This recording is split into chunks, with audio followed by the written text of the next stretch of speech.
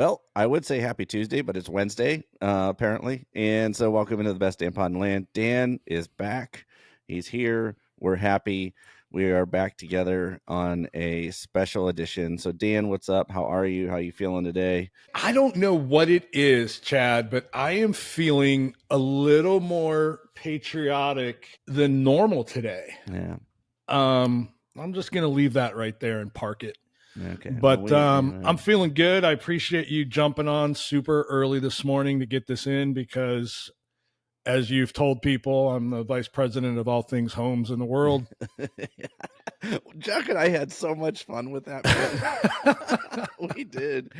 Yeah, he and I were cracking each other up, man, with the every time you guys say it, I get a message from Emily Gates, and it's just funny. It puts a smile on my face. But yeah, no, man, things are good. Things are busy, man. I'm back in the real world, and couldn't be happier. Yeah, we're happy. Well, I think we're just celebrating with you too and having a little fun with it because nobody knows where any of the three of us work actually in our real lives. But I guess if you looked hard enough, you could figure it out. But yeah, I just started one day. I was like, he's the vice president of the houses of the associations of the Jack and I are just having fun. So welcome back, man. So Dan, we can talk a little bit about Saturday, but I'm gonna drop, and everybody's seen this by now, but I'm gonna put up the college football playoffs and the rankings, and I'd like to get your thoughts on a couple things. First, I'm actually shocked that we were second. I thought for sure it would be Georgia, it wasn't. It's us, obviously. So a 1-point loss at Oregon to the number one team in the country at their house seemed to weigh heavily. And then having to have played 2 top 5 matchups on the road, coming out victorious, obviously Saturday over Penn State, another, notch in the Buckeyes belt. Where do you think they got it right? Where do you think they got it wrong? I mean, I didn't listen. I've got it recorded. Yeah. I was preoccupied with some other viewing options last night, so I recorded it to be able to watch later today or this evening. I would imagine it probably went somewhere along the lines of, we've got the better loss. Yeah. I think, while we struggled in the Nebraska game, I think Georgia struggled in a few games more than we have. And while they beat Texas on the road, Texas hasn't looked great. Right. And then Oregon's, looked dominant.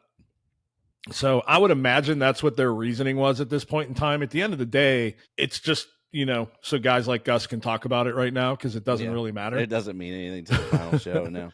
Well, but it sure is fun seeing, 4 Big Ten teams, 3 traditional Big Ten teams in the top 8. Yeah, I think I texted you guys and said, I wonder what the meltdown is like in SEC country right now, because you have Oregon, Ohio State, Penn State, Indiana all in the top 10, outpacing, the SEC with Georgia, Tennessee, and Texas. I was kind of surprised to see the U at 4. But I kind of get the rankings a little bit. They are undefeated, and I saw Alabama ahead of Boise State, fine, whatever. But I was a little, if you're going to put Miami at 4, you almost have to put Indiana at 5 as an undefeated Big Ten team. And I know they haven't played anybody. I know their strength of schedule is like 132. I mean, they've played nobody. I know. I understand that, but they're still undefeated. And who has Miami played? They've played, they just beat a 6-2 Duke team. Okay. Duke. It's better. That's a better win that's a better win than anything on Indiana's schedule, for being honest. I know. I'm more stumping for the Big Ten right now, because I would like, if Indiana comes into Columbus undefeated, another top 10 matchup for Ohio State. That looks good on the resume. So that was just really what I'm doing. I'm just kind of stumping for the Big Ten. I feel like they deserve it. They're undefeated. I just felt like if you're going to put Miami at 4 ahead of Texas, who has played a considerably more difficult schedule, there should be some consideration there. And I'm questioning Tennessee at 7 as well. So, but I'm glad they didn't drop Tennessee have 1 loss or 2 losses one right loss. now? Yeah. One Yeah, loss. They're just inconsistent. Nico's, he looks like a freshman quarterback. Dude, I tell you what, he doesn't have 3 games with 3 picks like somebody else in the top 3. Fair enough. Carson Beck. I mean, good God. Yeah. I don't know if he's got the Cavender twin on his mind too much or what, but I don't know. he looks. I mean, he's done everything he can to lose some games for them. Yeah. Maybe he's got money on it. I just thought, it's cannon fodder for us to just kind of talk about it. And so if I think the interesting thing is if the playoffs started today, Ohio State would play Boise State. I think I saw. Yeah, we would pay. I mean, I gotta be honest. I like our draw. Sorry, I'm getting text by the Housing Elves, Housing Association of America. Sorry. Yeah. So I mean, that's the thing. Now you get to kind of slot these teams into a bracket, right? And because they've slid Boise into the 12th spot, there's nobody that's getting left out. I don't think, because you have all 4 Group of 5 conference champs in the top 12. So everything would get slotted just as you see here, other than the fact that, Ohio State would move down to 5 and BYU would move up to 4 from a seeding perspective, right? The 4 highest ranked conference champions. Right. So yeah, I mean, as it stands right now, we would play Boise. We would host Boise in the first round, and then we would play BYU in the second round, with a matchup looming against Oregon in the semis. And Oregon would play the winner of, I think, Indiana and Notre Dame? It looks that way right now. Yeah. Yeah. Because BYU would move up to 2 or 4. Ohio State would move to 5. Indiana would stay at 8. And, Indiana would move down to 9. Tennessee would move down to 7 because BYU would push them down. So Oregon would play the winner of Tennessee and Indiana, and then we'd play the winner of that game. But that's you got to be honest, man. Now that's assuming that would assume that we lose to Oregon in the Big Ten championship and don't fall farther than 5. Right. This is the way that this would happen for us to stay behind them. The alternative is that we beat Oregon and we're essentially I think if Oregon goes into the Big Ten championship undefeated and loses to us, I don't think they would go. I think they would slide no farther than 5. So then they would be looking at that Boise or BYU trek and then play us. Yeah, there's a couple weird scenarios here too, where Ohio State and Oregon control their own destiny in the SEC or in the Big Ten. Georgia and Texas, you can see another rematch there. And then this is the only conference I noticed that SMU and Miami don't play in a regular season, but both control their own destiny in the ACC, and which is weird for SMU to be in the ACC. Gosh, that's so weird. Yeah, and then it's Crush Pitt. Yeah, so they could be headed to the ACC championship game against Miami, which wouldn't be a rematch. So there's a lot of weird stuff in here that can still happen. But all of that is predicated on Ohio State taking care of business down the stretch here. So let's get to Ohio State, Dan. They make it happen in Happy Valley. I have a little Sad Valley. I have a little short little video I'll pull up for us. And I actually just really liked it because it's got Paul Keels in it. So bear with me while I try to do this. But I thought that was a really, really good game. I really enjoyed it. I at no point, other than maybe when Will Howard fumbled that touchdown out of bounds, which should have just been where the ball should have went back to where he fumbled, but we'll get into that too. But here's the call. I can't believe he called us Ohio. I don't know if y'all noticed big number 98 there.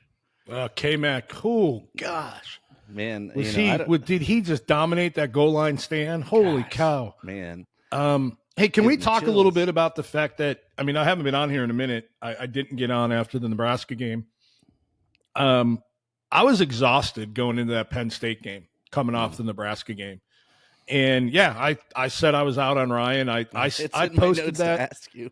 I posted that when Nebraska took the lead in the fourth quarter. And I stood by it. You know, I mean, what we saw out of Ohio State against Nebraska was completely unacceptable. Okay.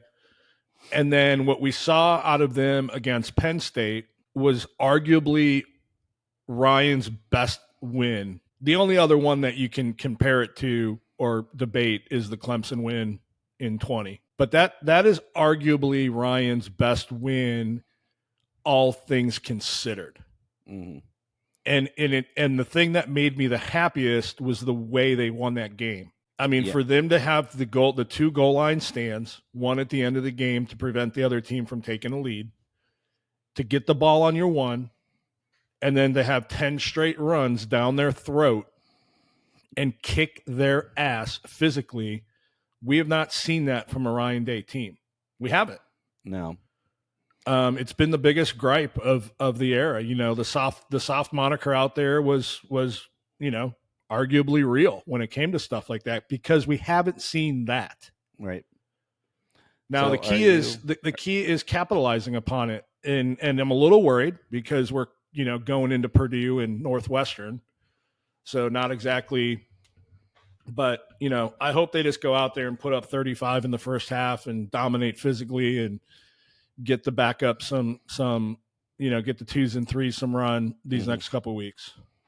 Yep. So are you back in on Ryan Day? Where you know, I know he's not off the hook. People messaging me about what you said. He is not off the hook by any means. It's a good start. Now we need to see what he does with it. Yeah. One game does not make a scientific study, right? Yeah. I mean, I had DMs and like actual Twitter posts to me saying you were going off the rails. I was going off the rails. And where was I at? And I'm like, man, I don't know. I'm watching the football game. I was going off the rails. And you know what? We all should have been going off the rails after that Nebraska game. It was utterly unacceptable. Well, you know, and you know what? You know who else I'm irritated with is our fan base. Our stadium atmosphere sucks. Yeah, it does. I've been on that forever. You know that. And I mean, I went to the Penn State game last year, and I thought it was really, really loud most of the game. So I was a little surprised by the narrative. But unless it's a big game, it's a country club atmosphere, and it sucks. Yeah. I agree with you. So I texted you guys at the start of midway through the second quarter, and I was like, guys, I really wanted to relax this game for the Nebraska game. Like I was just planning on kicking back, putting my feet up, having some popcorn with my son, and just, you know, relaxing. And I did not get to do that. Matter of fact, this might be, I think it was the first time in a while, like I really like genuinely got up and like yelled loudly at the TV when Raiola broke that 40-yard run. I yelled so loud, my daughter hid and cried because she thought I was yelling at her because I yelled, "What are you doing?" And then I felt genuinely bad. But you know, that I'm going to tell you a little story, Dan. Small story. Bill Belichick, when he was head coach of the Cleveland Browns, 1994.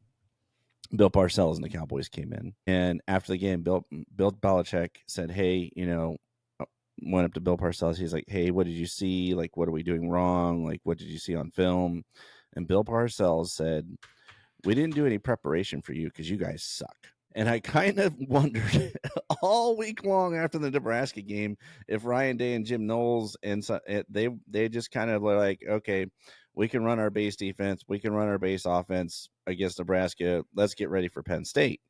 And I kind of wonder if that wasn't the case. I would have loved to have, like, that would be what if I was like Dylan Davis. That would have been one of those questions I would have asked. And like, did you guys actually do any homework on Nebraska, or did you just go in there and figure you're going to walk in, you're Ohio State, you're going to be random story? Yeah, I mean, looking back on it now, I wouldn't be surprised if they just went in there with a very vanilla game plan. But man, you can't do that. I mean, I know Nebraska came off a horrible week against Indiana, but you just can't do that. Now, has every team in the nation at this point had a game like that? Yeah, pretty much. I mean, I would argue Oregon did. I mean, their first game of the year against Idaho was awful, and they won by 3 against Boise, who's now a playoff team. Mm-hmm. But every team, it's just it happens. You're dealing with kids. Yep. This what you just put up here really surprised me. Yeah, so this is the. It didn't feel like Penn this. State. No, it didn't. I felt like they did a good job with rotating. Yeah. I think they did, and I think what they did is they went to them early. A lot of those snaps were early in the game, like in the second quarter, to keep them fresh for down the stretch. Yeah, Mitch Melton, but I will say he got 4 snaps, and I felt like every time he was in the game, though, he was living in the backfield. Like he had pressure on pressure on pressure. But I also think that Ty Hamilton might have played one of the best games he's played all year. This against Penn State, the way that he ate up blocks. So yeah, I mean, Katron Allen and Nick Singleton, they could not get going.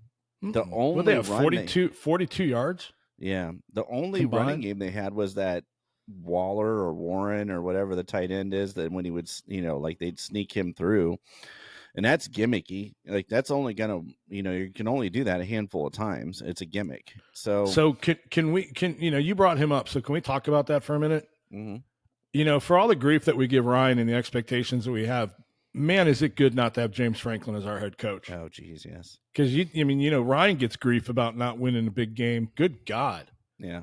I mean, that guy's atrocious. What he did at the end of the first half and just wasted all that time. And then to have 4 or first and goal at the 1, and Warren doesn't get a single touch. I know they tried to go to him in that flat pattern on fourth down, but I mean, why? How do you not put the ball in that guy's hands at least once on first, second, or third down? It's atrocious. It was a horrible. I mean, James Franklin is he is Ryan Day versus Jim Harbaugh in every big game. Yeah. Well, you could tell they kind of puckered up there. I think they thought they could win the line of scrimmage when Tyleik Williams went down. I think they thought they could just walk it. I mean, undoubtedly. I mean, you make those play calls, that's exactly what you think. But to not have that guy with the ball, I mean, put him in Wildcat once and just let him run up the middle. He's like 6'5", 240. Yeah. So horrible. I want to touch on something too. So you mentioned the pick play, the rub route, trying to get, was his name Waller? Warren. I don't know where I keep getting. You're thinking of Darren Waller. Yeah, Darren Waller. Yeah. Okay. So thank goodness Lathan Ransom was healthy enough to play.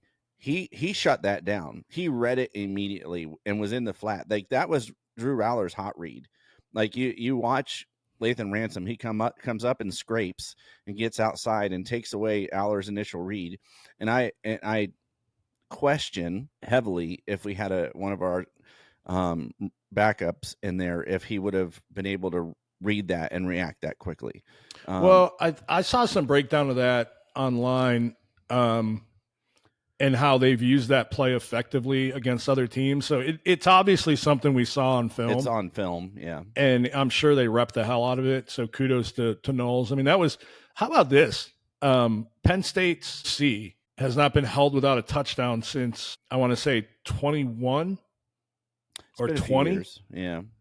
And the last time he was held without a touchdown was against Jim Knowles. So I think it might have been 21 or it was 22, I think. I think it's been. Knowles was 13. With us in 22. Okay. All right. Yeah. I think it was 21. This is Knowles' third season, right?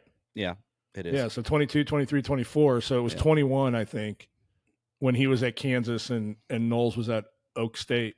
Yeah. I mean, just a great game plan all the way around. The emotion that these guys played with. And I'll be damned, Will tried to give the game away in the first half. But to his credit, man, he didn't, he's got ice in his veins. Yeah. I mean, he didn't blink. Yeah. When he threw that pick six, so Dan, I think you or I could have read that pick six. Like he telegraphed it the whole way. It was obvious that ball was going to Jeremiah Smith. But I thought, oh man, like really didn't want to start the game that way. But when they came back out and kind of just wandered down the field, marched down the field, I felt a whole lot better about things. And then when we went up 14-10, I thought to myself, Penn State hasn't moved the ball. Their offense isn't moving the ball. The defense scored the only touchdown. I don't think they can beat us. And then I was so impressed with Jim Knowles' use of cover 4 in that game. My goodness, like the way that it was actually somewhat of an exotic looking defense, and the way that he blitzed and then used zone behind it. Goodness, I want to go back through it again. I want to rewatch the game again so I can pause some of it. But it was clear that Aller was not expecting cover 4. And then because he held the ball, because he wasn't expecting it, we were able to get home. And that's what I think we've all been asking for all year. Hey, like do something, anything. And well, I mean, their offensive line came out and said they saw looks from us that weren't on film, so we definitely changed some things up. So yeah. In that game, I mean, let's be fair. That game wasn't that close. It reminded me of the game last year against Penn State, where it ended up being like 20-12, and they had a last second touchdown. Right. And if we had a competent quarterback, we would have had 2 or 3 more scores. Right. And I'm not saying Will's incompetent, because I think he's played really, really well this year. But, those 2 turnovers took 14 points. It was put 14 points. They were 14-point swing, right? It put 7 points on the board for them, and then the fumble took 7 points off the board for us. I do think that was the right call on the fumble. I think there was conclusive evidence that ball did not go out of bounds prior to getting to the pylon. I don't like the rule. I didn't like the rule when it happened to the Browns against the Chiefs. I've never liked it. I think it's a stupid rule. But I think it was the right call. Let me ask you a question, and this is how I've always been coached. I was always told you can't fumble the ball forward out of bounds. So, like, maybe the rules have changed and I missed it somewhere, but I didn't think, like, but they didn't fumble. He didn't fumble it forward out of bounds. He fumbled it forward into the end zone, and then it went out of bounds, which makes it a touchback. All right. Even like Mike Pereira said, he's like, I think there's enough there, but I always, and then that's the other thing. If they're thinking that, then it has to stand, whatever the play call was has to stand, because that means you don't have indisputable video evidence, which is what we've always been told. Right. So, and they called it a fumble out of the end zone. Okay. I thought they called it a touchdown. No. Oh, maybe. Okay. Maybe I have to go back. No, they never called it a touchdown. Yeah. I was hopeful that ball bounced off his thigh with his foot out of bounds, but it wasn't. That was just a weird play. Good hustle by Penn State. Like, I even told my son that, I'm like, that's hustle right there. That play, like, he could have very easily just let Will walk in or dive in, but that's that hustle, and then punching the football, which we've talked about with our defense, creating turnovers. Yeah, that would have, I mean, if he punches that in, man, like, it's a completely different football game. So, all right. Yeah, I mean, it's what, 21-10 at the half? Yeah. At that point? Yeah. I do have the interview of Will Howard if you want to listen to it. Sure. Yeah. So this is post the. Is this on the field? Yeah. No, this is in the locker room. Directly following the game, and he's talking about how he played. There's no volume, brother. I can hear it, but I'll stop it. But yeah, basically he's saying that he didn't play his best game, that they had to will their way to a victory, and that the defense played lights out. And so it's a summarization of what we've talked about the whole first half of the show. So give me 2 guys, heroes of the game, not named Caden McDonald, for you from last Saturday. So offensively, I think the obvious one is just the offensive line as a whole, but I mean, that's obvious. I'm going to go with Q. Okay. He ran with attitude. I loved, it was maybe the second series where he got in that guy's face after a good hard run. Yep. And the emotion was there. Mm-hmm. It was just different. And I can't help but to think that a lot of that started with him. Defensively, I mean, I think Cody Simon had another really good game. Obviously, Iggy, you know, That pick in the end zone before the end of the half, that changed the trajectory of the game. did those two plays signify who Iggy is, though? Yeah. I mean, he's hanging all over the guy, abusing him. He gets flagged for pass interference. The guy makes the catch anyways. And then on the very next play, he, has a stellar, heads up interception to kill a drive that would have put points on the board at the end of the half. Yeah, I mean, it just, I'll go back to our offensive line though, man. I mean, they had their moments.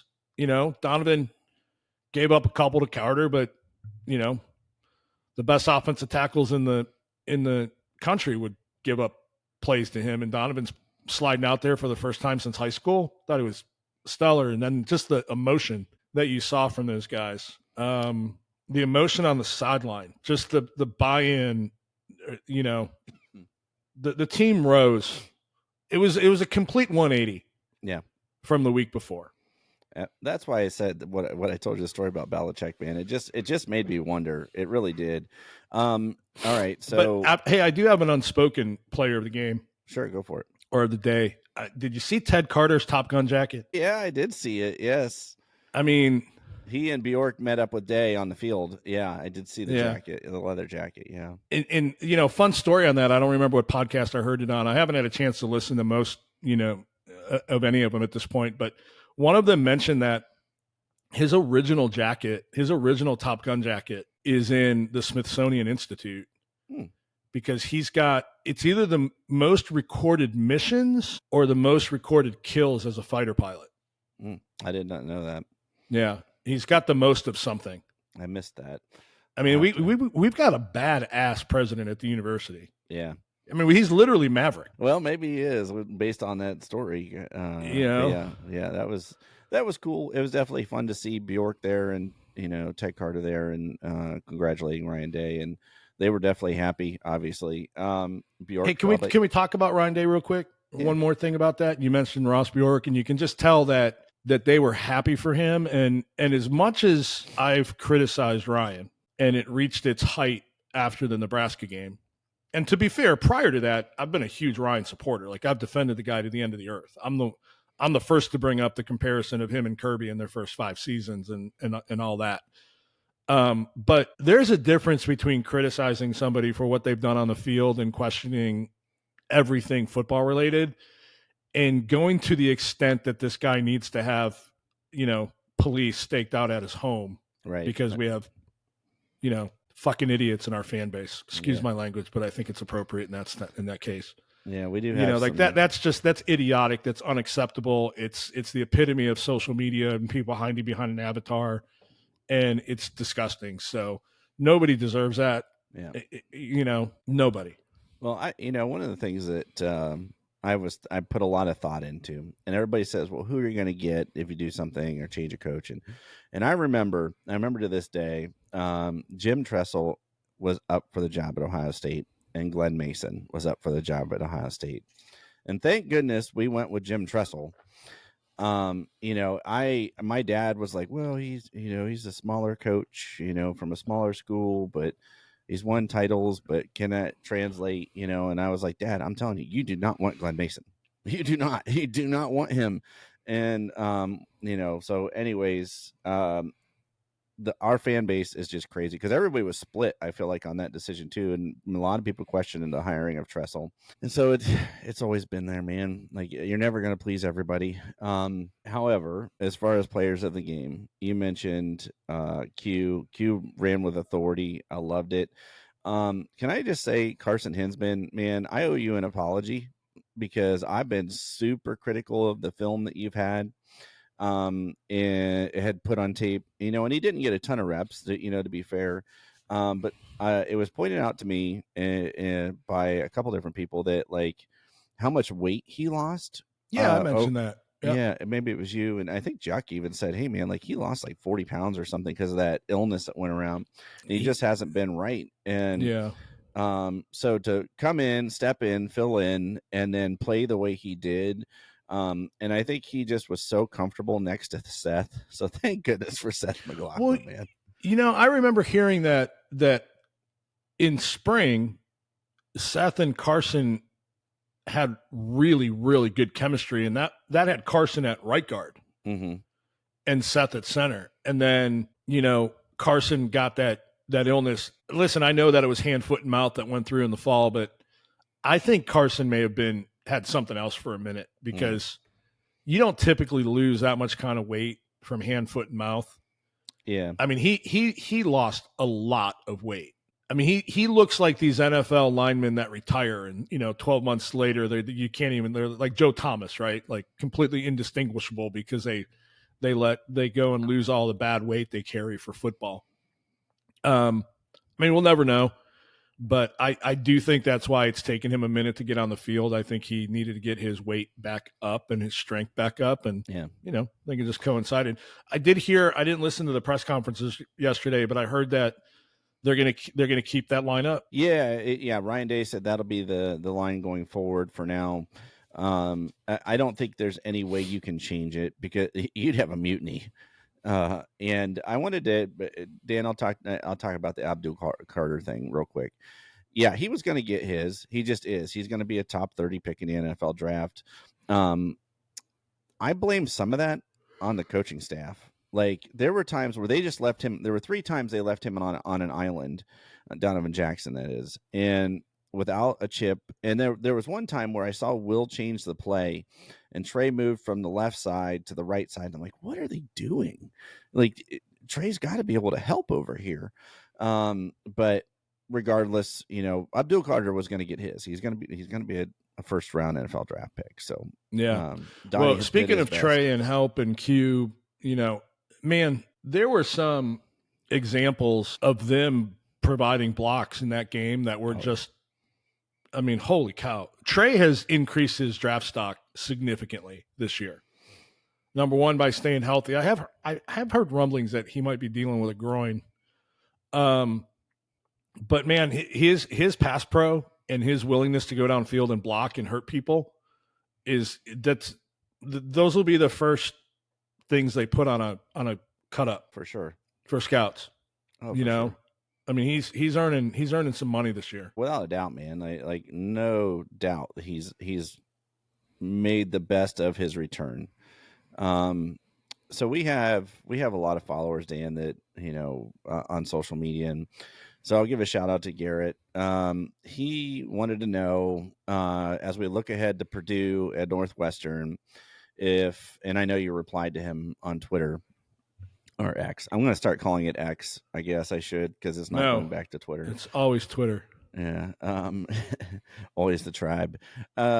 He wanted to know if Ohio State should rest and allow Tyleek and Lathan to fully heal. And I know you replied. So, I mean, the obvious answer is yeah, if we can afford that, certainly. How do you feel going into Purdue? Do you feel like, hey, we don't need them? No, these next couple of weeks, I would let their backups get some run. There's almost no circumstance that I would even let them dress. There's no reason to. I gotta be honest with you, man. Regarding Lathan and the information that I thought we had, I'm shocked he played. I haven't seen the snap count for him, but I think he played a lot, right? So, yeah. I mean, I was under the impression that he had a broken foot. Yeah, same here. I was told it was a fractured foot. I don't know if it was maybe a hairline fracture and they're shooting him up or what, but he went out there and played. Yeah, played well. Yeah. Yeah. So the information I have on Tyleek is he twisted his ankle. He walked off the field at Penn State. He had a bunch of ice on it. Don't play him. I mean, Caden McDonald can handle that. And then, and behind that, I would like to see some. I'm going to do a little bit of this right now. A little bit of this. I know you caught the show last week when I said I've been saying it all year. I need everybody to be resigned to the fact that Edric Houston is going to be a 3 technique in college. He's not going to be an edge. And then everybody's like, you don't know what you're talking about. Well, guess what Ryan Day said yesterday? They said they're moving him inside, right? Do you think he goes all the way down to a 3, or do you think he's more of a 5? I think he at the end of the day he'll end up being a 3 technique because that's where he's practicing right now. Maybe he could be a 5, but I think, and I told Juck, and I know you heard me, like he's just got that frame, that build, and I know Juck met him too, and we just talked about like it's the Sonny Styles thing. Let him grow. Don't try to hold him back because they were trying to keep Sonny under 230 last year. You know this. We talked about this to play safety. So they're doing the right thing for Edric with his frame and his build. And he's a bull rusher too. Like he, even when we got him, he like that's kind of how he set the edge. He was never going to have the bend that Kenyatta Jackson had or Chase Young had. He didn't have that ability. And so I think they're doing the right thing by him. What do you think? Yeah, no, I think, to Juck's point, he's met him and he just said he's so damn thick. Yeah. I mean, like his shoulders are so broad and his like chest from front to back is just, he's just so thick that I think that's where he's meant to be. I want him to get some run. If it means he's going to get on the field here pretty soon, I want to see it because I think the kid's a freak. Yep. I think he's, and maybe he breaks into the rotation a little bit more now because I know Harrow's been very inconsistent. They haven't been thrilled with him. K-Mac obviously is going to be great. There's no sign of Jason Moore. Jason Moore is officially this year's, spring phenom that disappears. But yeah, have him slide inside, have him getting into that rotation. It allows for, Kenyatta and Caden and Mitchell Melton to be the 3 guys that are spelling Jack and JT.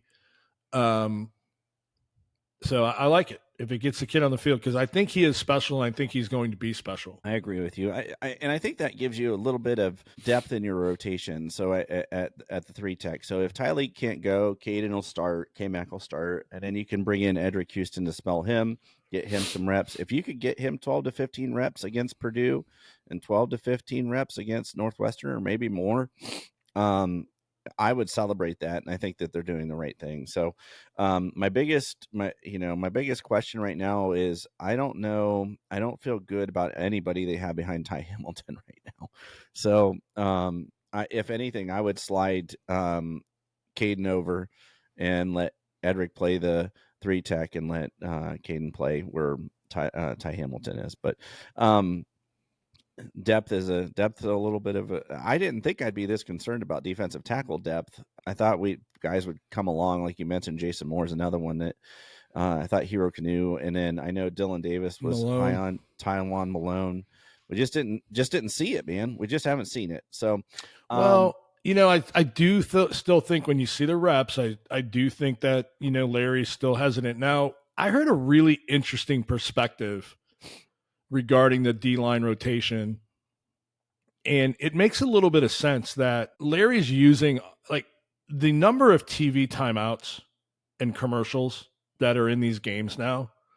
Like every time it goes to commercial, these guys are getting, they're catching their breath. They're catching their wind, right? So I think there's some validity to that, to where it makes Larry more comfortable keeping those guys out there as much as he has. Okay. But I think that these next 2 games in particular, we need to play a lot of depth, keep developing it.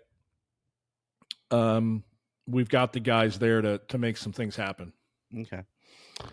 Wanted to ask your opinion on something completely not tied to any of this. Troy Smith tweeted on Saturday. I got involved in that. You know me. I don't argue with folks on Twitter, man, or on the internet at all, really. Every once in a while I'll say something back, but usually I just do this. Okay, because you're not going to change their opinion. And you're not going to change mine. What did you make of that? Like, that just seemed off. I thought it was idiotic, and I commented as such. And Yeah. I got one guy in particular started arguing with me. I'm like, you're a moron. Like, he's suggesting that Will is playing poorly and that we should put in Julian, and I was validated because Troy eventually apologized and said I owe Will Howard an apology. So there is zero doubt that that's what he was suggesting, and it was ludicrous. Yeah, okay. It's absolutely. First of all, Julian Saint's not even QB2. No, that's my point. And I'm going to go out on a limb, and I'm going to say something right now because I want it to be this is where you heard it first. Yeah.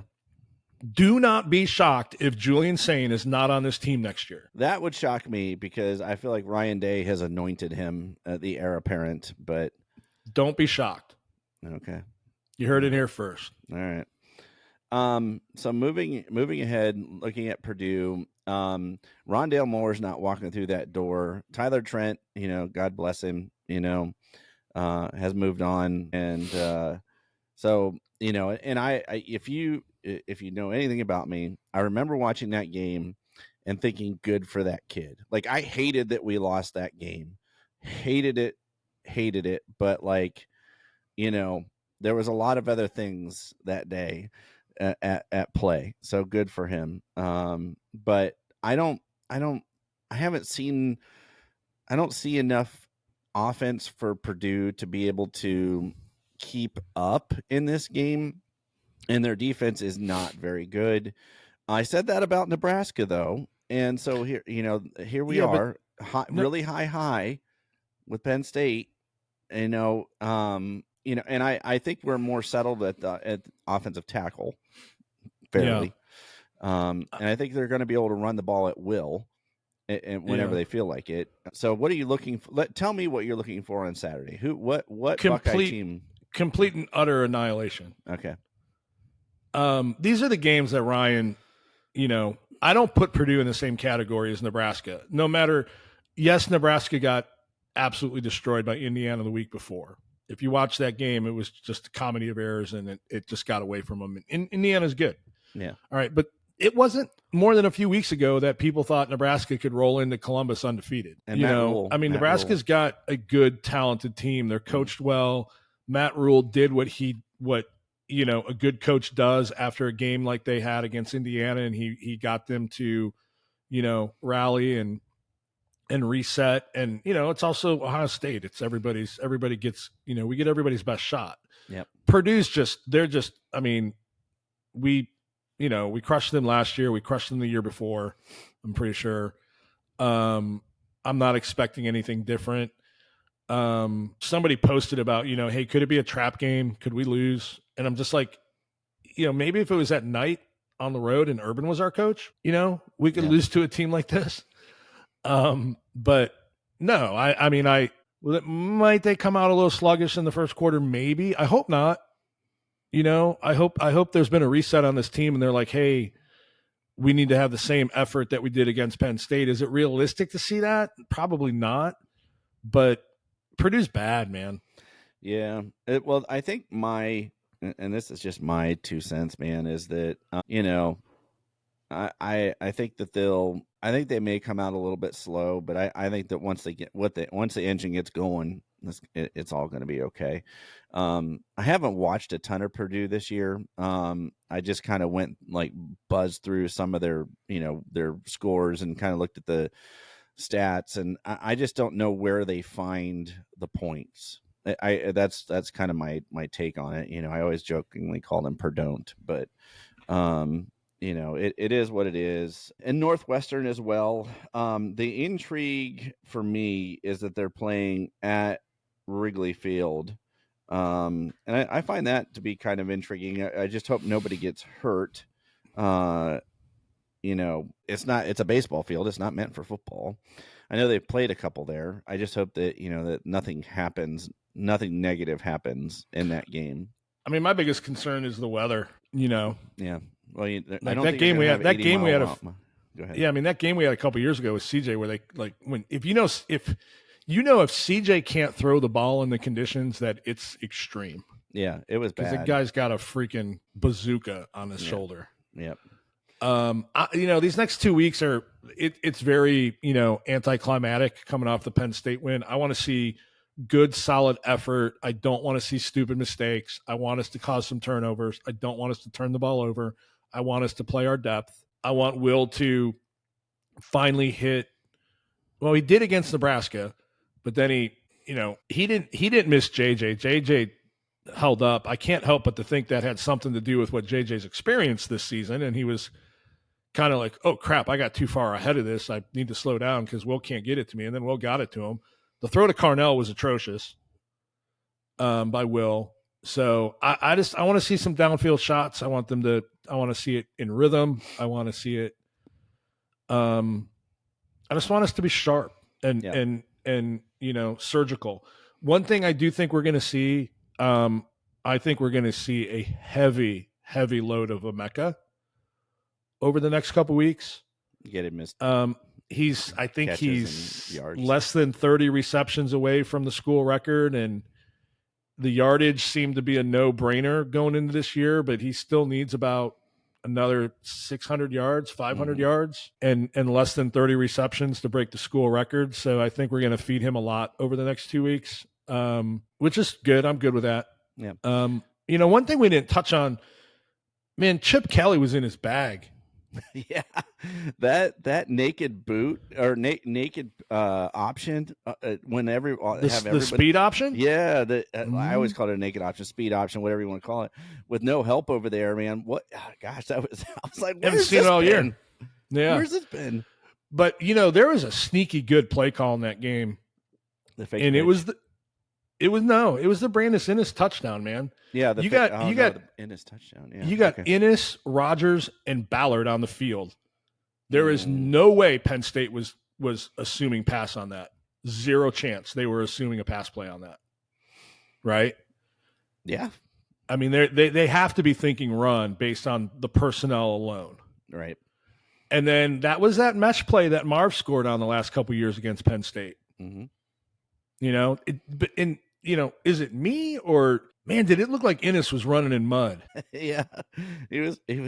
I don't know. Maybe he was moving faster than we thought. I think he was, but man, it just looked weird. Like I honestly thought that was G. Scott at first when he started running with the ball. And my dad had a saying. He used to tell my brother and I when we were on the baseball field, probably me more so.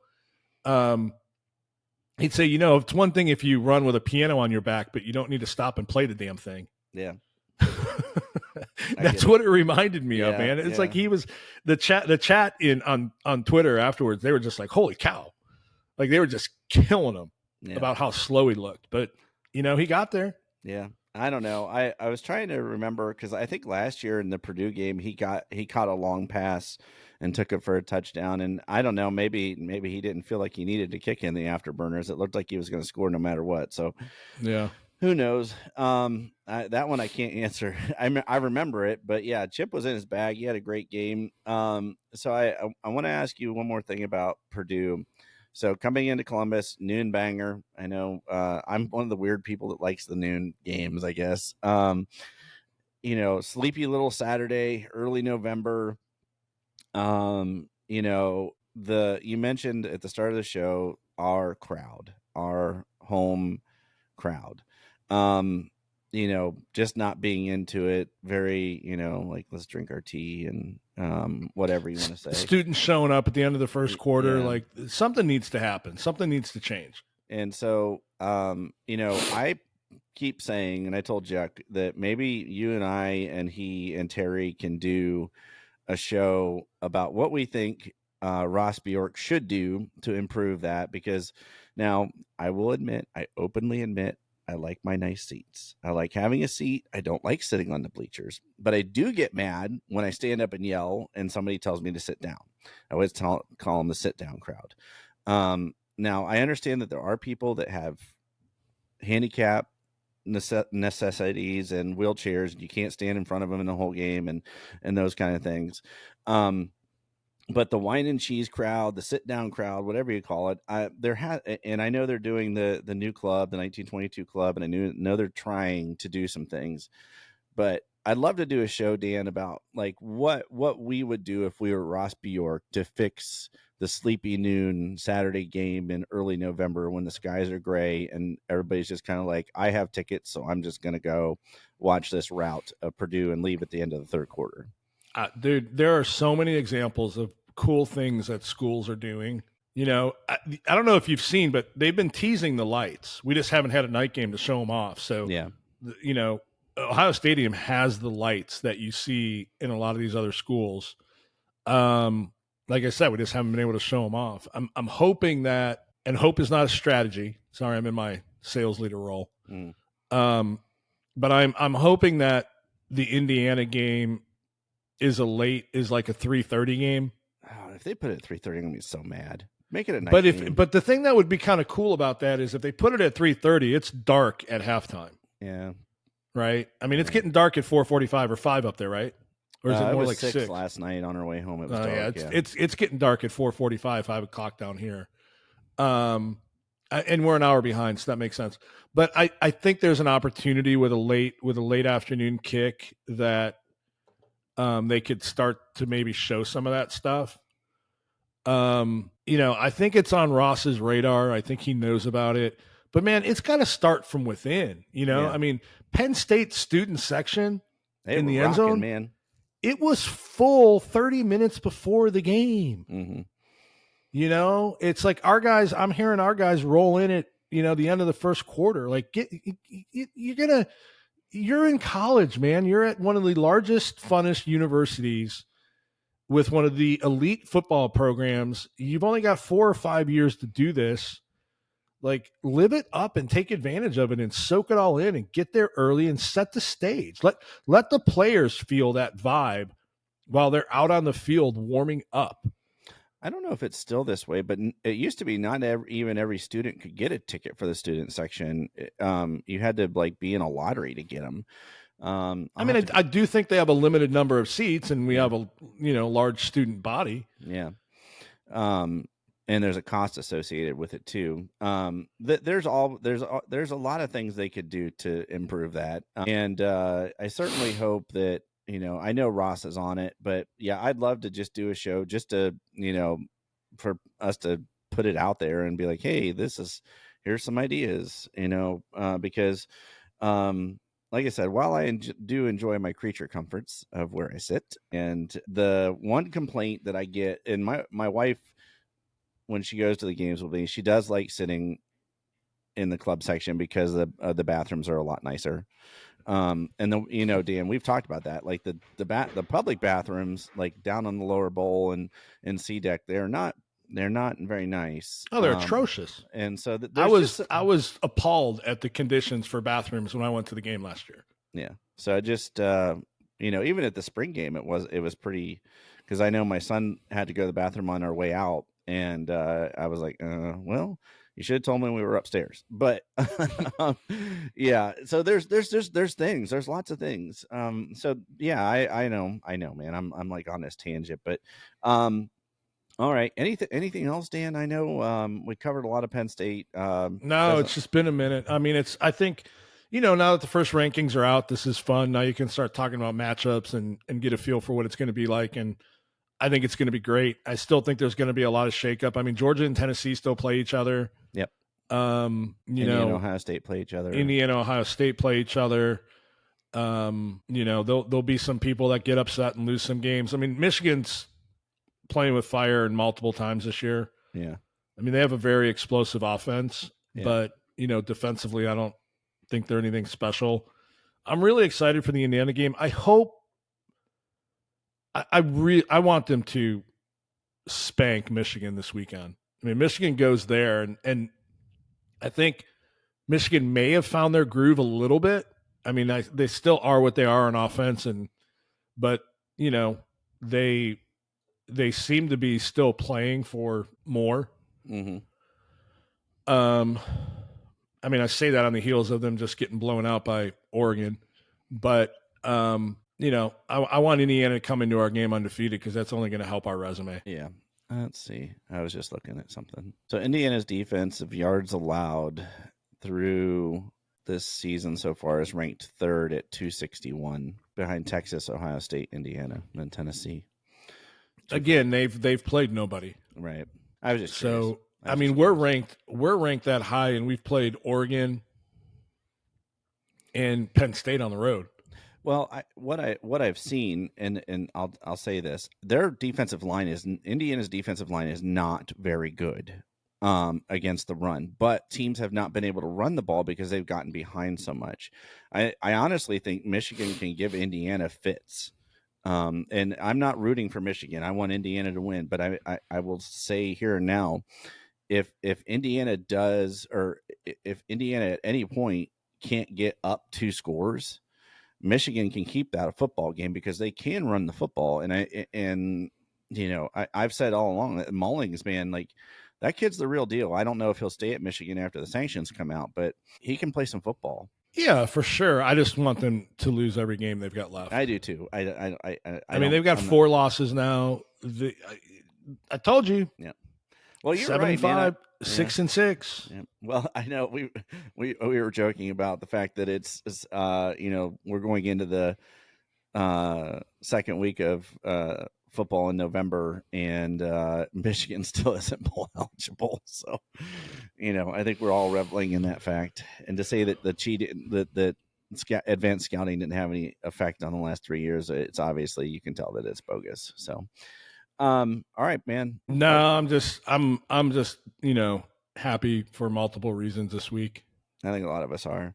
I think we're happy you're back at work. I think we're happy you're back on the show. And I know everybody's missed you. And I will say I appreciate Chuck. Like, I'm just like, hey man, can you throw a show together with me today? And he's like, sure, why not? Yeah. So, and thanks to Terry for filling in too. So as Dan finishes up being vice president of the Houses Association of America in the U.S. of the Republic, he and I are working out our schedule, guys, but we're getting there, man. We're definitely getting there. So, yep. Yeah, I think the last thing I would say, Dan, is let's win it by 50 on Saturday. That'd be wonderful. Yeah. I'd love that, so that I could just relax. DB33 with 2 or 3 touchdowns. That's fine. Get Dev in the game, get him some run. Let's see James Peoples, and let's see Rashad Cisse after that article that video that they put out about him and how he was homeless, and like I missed that. Oh man, I'll have to send it to you. Wow, what a powerful story, man. I should have covered that. Gosh, I missed the boat on that one. We'll do it on Friday. But yeah, goodness, man, like he was homeless, and now he's a walk-on at Ohio State, and the way that things went for his life, and where he is now, and yeah, just really cool story. I'll send it to you, and we can talk about it on Friday. Cool. But, yeah. All right, guys. Well, enjoy your week. I won't say like it's too long because we got Thursday and then Friday. So today is Wednesday, as far as I know. But enjoy your week. Stay safe out there. We'll see you on Friday. And as always, go Bucks. Go Bucks.